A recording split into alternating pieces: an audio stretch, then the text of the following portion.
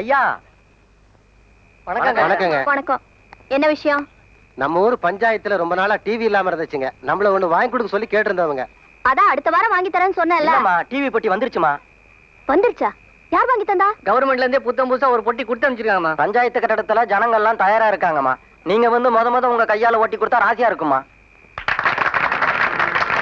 நல்லா கட்டுங்க கட்டுங்க.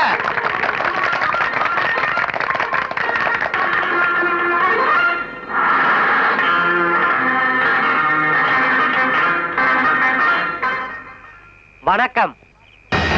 செய்திகள் வாசிப்பது செம்புலி. உங்க பாளையத்து பொண்ணு ருக்மணி என்ன தப்பு பண்ணிருக்காங்கன்னு உங்களுக்கே நல்லா தெரியும். இந்நேரம் எங்க ஐயா அந்த பொண்ணு வீட்டு முன்னால டென்ட் அடிச்சு அதை நான் வார்த்தையா சொன்னா அவ்வளவு நல்லா இருக்காது. நீங்க காட்சியாவே பாருங்க.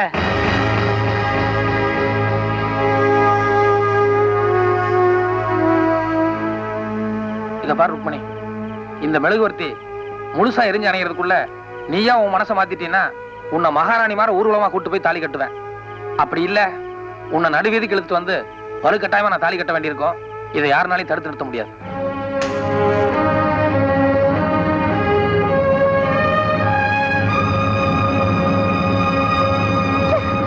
எனக்கு என்னமோ அந்த ஆளு உன்னை விடுற மாதிரி தெரியல.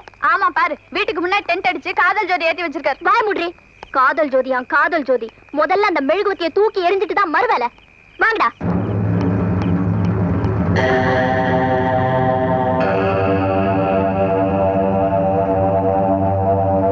மெழுகுவர்த்தி நெருங்காதீர், சுற்றிலும் கண்ணி வெடி உள்ளது.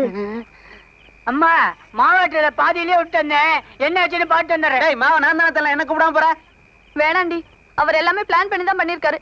ஏற்கனவே ஒரு ஆள் வேற அடிபட்டு கிடக்குறான். இந்த வம்பே வேண்டாம், வந்துட்டு போயிடலாம். ருக்மணி, அடுத்தது அடிதடி குத்து விட்டு நீண்டுகிட்டே போகும் போல இருக்கு. பேசாம சமாதானமா போயிரு.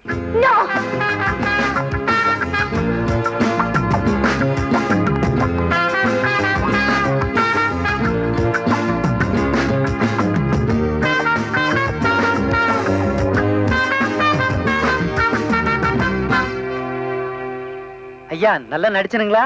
பிரமாதமா நடிச்சேன். இந்த நீங்க நல்லா இருக்கணுங்க. சும்மா திரும்ப திரும்ப யோசிக்காதீங்க. ஊர் பூரா பத்திரிக்கை வச்சாச்சு. அந்த பொண்ணு கோச்சிட்டு போயிட்டாங்கிறதுக்காக நாம கல்யாணத்தை நிறுத்தினா நமக்கு தானே கேவலம். அது மட்டும் இல்ல, ஊர்ல இருக்கிறவன் என்ன பேசிக்கலாம் தெரியுமா? ஏயா உன் மச்சானுக்கு இப்படி ஒரு மானவமான பிரச்சனை வந்திருக்குதே, நீ பாட்டுக்கு வயசு பொண்ணை வீட்டுல வச்சு சும்மா உட்கார்ந்து இருக்கிறிய, நீ எல்லாம் ஒரு மனுஷனாகிறான். வெளியே தலை காட்ட முடியல. சும்மா அதையும் இதையும் பேசி என் வீட்டுக்காரர் குழப்பாதீங்க. என் பையன் தான் சமாதானம் பண்ணி கூட்டு வரேன்ட்டு போயிருக்கானല്ലോ. வரட்டும்.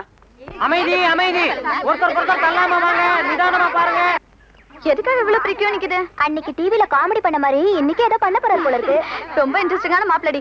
தினம் புதுசு புதுசா ஏதாவது வித்தியா காமிச்சிட்டு இருக்காரு. அக்காமார்களே அம்மாமார்களே நல்லா பாருங்க.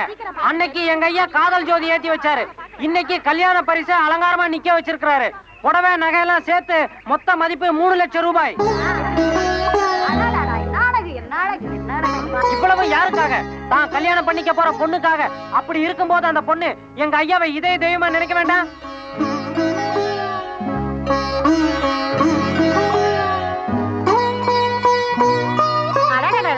என்ன நகை என்ன புடவை இல்ல? அதானே என் தம்பி, உங்க அழகுக்கும் அந்தஸ்துக்கும் வேற பொண்ணே கிடைக்கலையா? போய் இந்த ஒட்டகத்துக்கு பின்னால சுத்துறீங்க. சொன்னாப்புல அப்படி என்ன அழகு சொட்டுதுன்னு வேண்டாம். எல்லாம் படிச்சு திமிரு. ஏய், ஊர்ல ஒருத்தரும் உன் பக்கம் இல்ல, எல்லாம் அந்த ஆள் பக்கம் தான். இதுக்கு மேல அவமானப்பட வேண்டாம், பேசாம சரண்டர் ஆயிடு.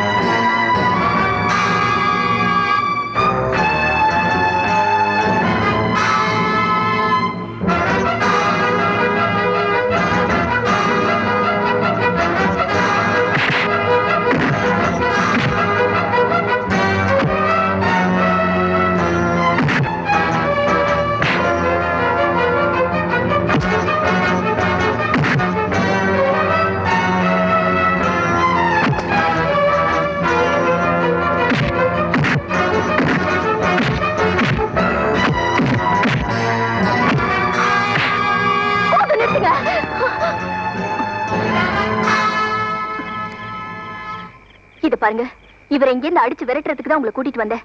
இப்ப நீங்க அடிச்சதே போதுமானது. இதுலயே இவர் போயிடுவாருன்னு நினைக்கிறேன். தயவு செஞ்சு இதுக்கு மேல ஒண்ணும் செஞ்சிடாதீங்க. அவருக்கு ஏதாவது ஆயிட போகுது. இந்தாங்க உங்களுக்கு பேசின பணம்.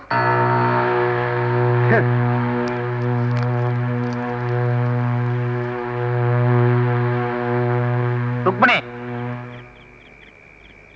உன் மனசுல கடுகளவுக்காத என் மேல இறக்க இருக்கா இல்லையான்னு சொல்லி தெரிஞ்சுக்காதான் இவ்வளவு நேரம் நான் வாங்கிட்டு இருந்தேன். இனிமே நான் கொடுக்கறேன், இவங்க வாங்கட்டும்.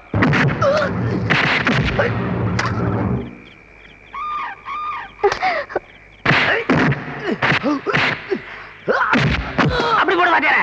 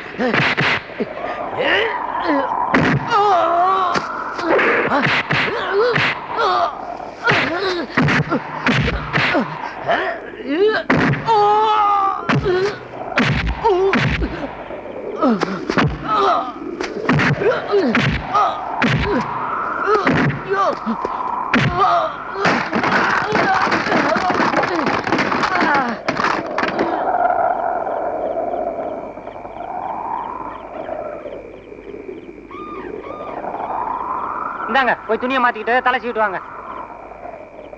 இதோ பாருமா, நீ ஒரு படிச்ச பொண்ணு. ஆனா கொஞ்சம் கூட நாகரிகமே இல்லாம காசை கொடுத்து அடியாட்களை கூட்டு வந்து அடிக்கிற அளவுக்கு துணிஞ்சிட்ட.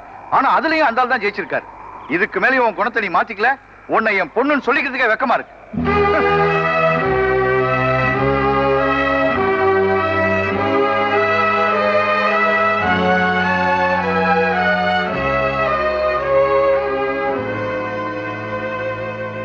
ஐயா, உன்னை பிடிக்கலன்னு சொன்னதுக்கு அப்புறமும் இவ்வளவு கட்டாயப்படுத்தி என்ன கல்யாணம் பண்ணிக்கணும்னு நினைக்கிறியே?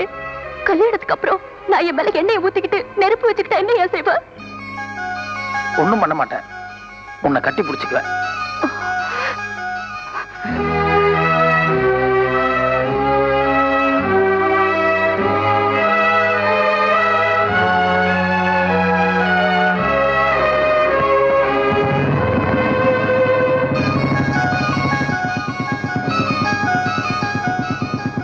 நாளைக்கு பார்க்கறேன்.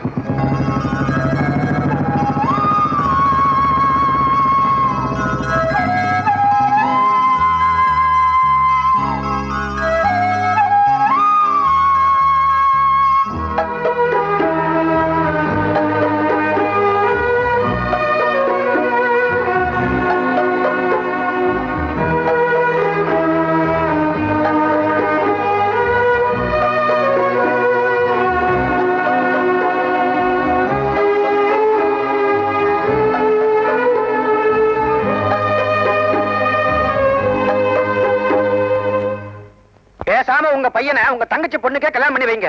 உங்க கௌரவத்தை காப்பாத்துற மாதிரி இருக்கும், அந்த பொண்ணு முகத்துல கரிய பூசின மாதிரி இருக்கும். சரி, கல்யாணத்தை அதே தேதியில வச்சுக்குவோம். பொண்ணு என் தங்கச்சி பொண்ணுதான். போய் ஆக வேண்டிய வேலையை பாருங்க. எங்க குடும்பத்துக்கு விளக்கேற்றி வச்ச குலதெய்வமே நீங்கதான் மச்சான். வரே மச்சான்.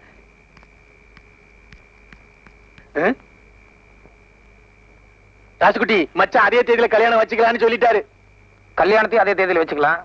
பொண்ணும் அதே பொண்ணு ருக்மணி தான்.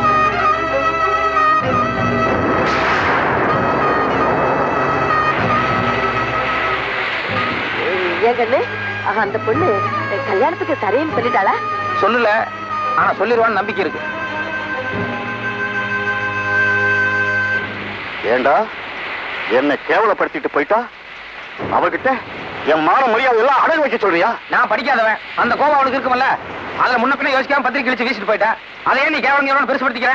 டேய், என்ன பொறுத்த வரைக்கும் இது மான பிரச்சனை. எனக்கு இது வாழ்க்கை பிரச்சனை. இது பாருங்க. அப்போ என் மான மரியாதையை விட அவன் அவனுக்கு பெருசா போயிட்டாளா? சொல்லுடா, என்னோட பெருசா போயிட்டாளா?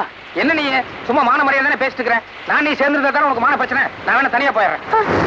அதுக்கப்புறம் அந்த பொண்ணை கல்யாணம் பண்ணிக்கிறேன். யாராவது கேட்டாங்கன்னா அவன் இஷ்டத்துக்கு அவன் கல்யாணம் பண்ணிட்டான்னு சொல்லு. அப்போ உன் மானம் போகாது. ஏண்டா, தனியா போற அளவுக்கு உனக்கு துணிச்சல் வந்துருச்சா?